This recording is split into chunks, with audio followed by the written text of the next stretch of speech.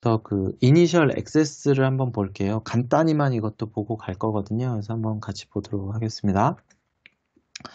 일단 보시면 그 이니셜 액세스는 기존에도 설명을 드리긴 했는데 일단 싱크로나이제이션 시그널로 해서 DL 싱크를 맞춰주는 과정을 먼저 하게 돼요. 그래서 DL 싱크를 맞춰주는 과정을 거치게 되죠.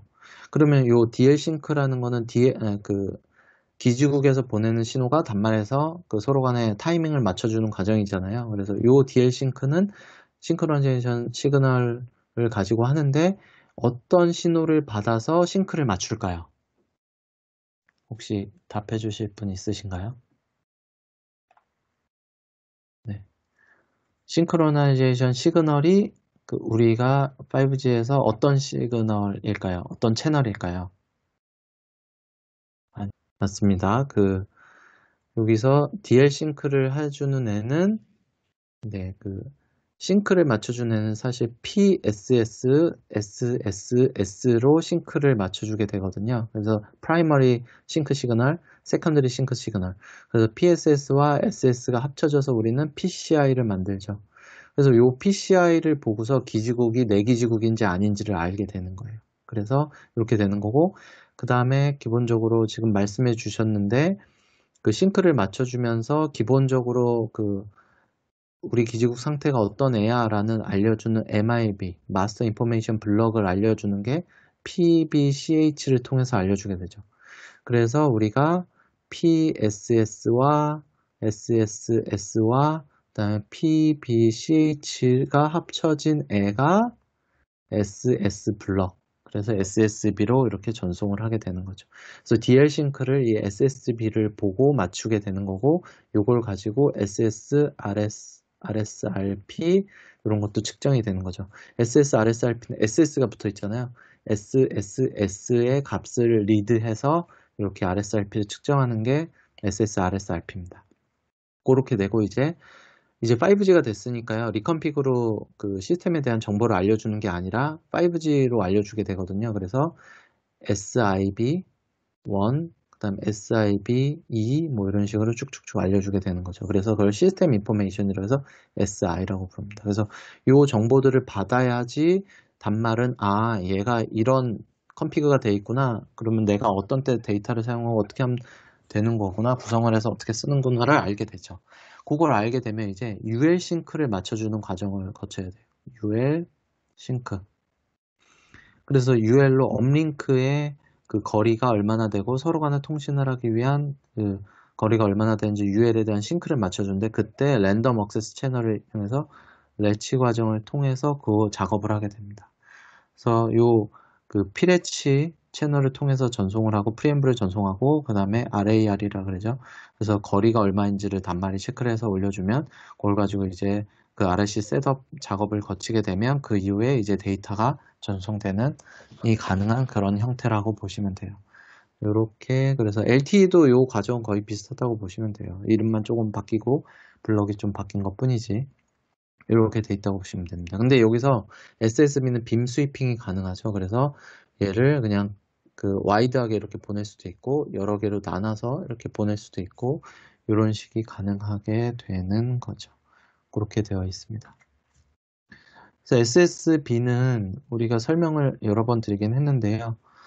PSS와 SS와 PBCH로 구성이 되어 있고 이런 형태로 구성이 되어 있다고 보시면 돼요. 그래서 20RB로 구성이 되어 있는데 PSS, SS는 12RB로 구성이 되어 있죠. 그리고 시간축으로는 4심볼을 먹게 됩니다. 그래서 여기 4심볼 이만큼 먹는 거죠. 사용해서 이렇게 되는 거죠. 그래서 되는데 그 SSB를 전송할 수 있는 거는 FR1에서는 프리퀀시 레인지 1에서는 최대 8개, FR2에서는 64개를 보낼 수가 있어요.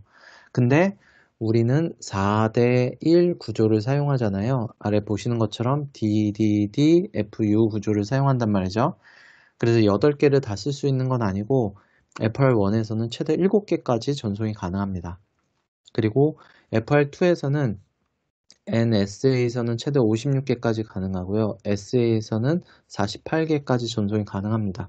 왜 그러냐면 이게 그룹 단위로 움직이게 되는데 여기서 이렇게 F나 이런 데서 좀 잘리는 그룹들이 있어요. 그런 애들은 다음번 그룹도 같이 전송을 못하기 때문에 56개가 아니라 SS는 최대 48개까지 SSB 빔을 가질 수가 있어요.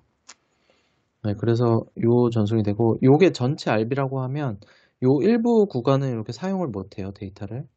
네, 여기는 데이터를 보낼 수가 있는데, 요렇게는 데이터를 보낼 수가 있는데, 일부 구간에 여기서 그 20RB만 사용 못하는 게 아니라 이렇게 위아래도 조금 일부는 사용을 못하게 돼 있어요. 규칙적으로 좀 이렇게 돼 있거든요. 그리고 네, 그리고 그 위에는 이렇게 데이터를 실을 수 있게끔 그런 식으로 구성이 되어 있습니다. 그래서 SSB를 여러 개 사용하면 데이터 속도가 빠지는데 그게 한 2%, 3% 이내 정도 데이터 속도가 빠지게 됩니다.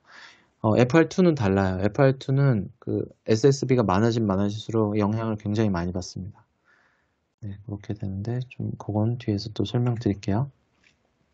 그리고 이 위치는 SSB의 위치는 규격적으로 정의가 되어 있어요. 그래서 각각 그 SCS, Sub Carrier Spacing이 뭘 쓰냐에 따라서 그리고 그 클래스에 따라서 어떻게 사용하는지가 다 정의가 되어 있거든요.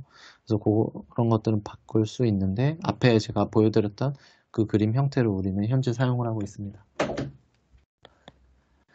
네, 그래서 SSB 빔 스위핑을 하게 되면 그 SSB 커먼하게 한 개로 보내는 것보다 여러 개를 나눠서 보내게 되니까 빔을 내로우하게 만들 수 있고 내로우하게 만들면 빔이 세게 보낼 수가 있게 되는 거죠. 그래서 단말은 자기가 가장 신호가 좋은 A일 때의 SSB를 받아서 얘 같은 경우는 SSB 인덱스 1번으로 사용을 하게 되는 거고 얘는 SSB 인덱스 뭐 6번 7번인가요? 네, 7번으로 사용하는 뭐 이런 형태로 사용이 되는 거겠죠. 그래서 그때 위치에 따라서 SSB를 다르게 잡을 수가 있습니다. 근데 SSB를 만약에 이렇게 7번을 잡았다고 하면 그 레치도 SSB 7번에 보통 이렇게 올리게 되거든요. 그래서 그 SSB 빔에 따라서 레치 올리는 위치도 달라진다는 거 알고 계시면 될 것 같습니다.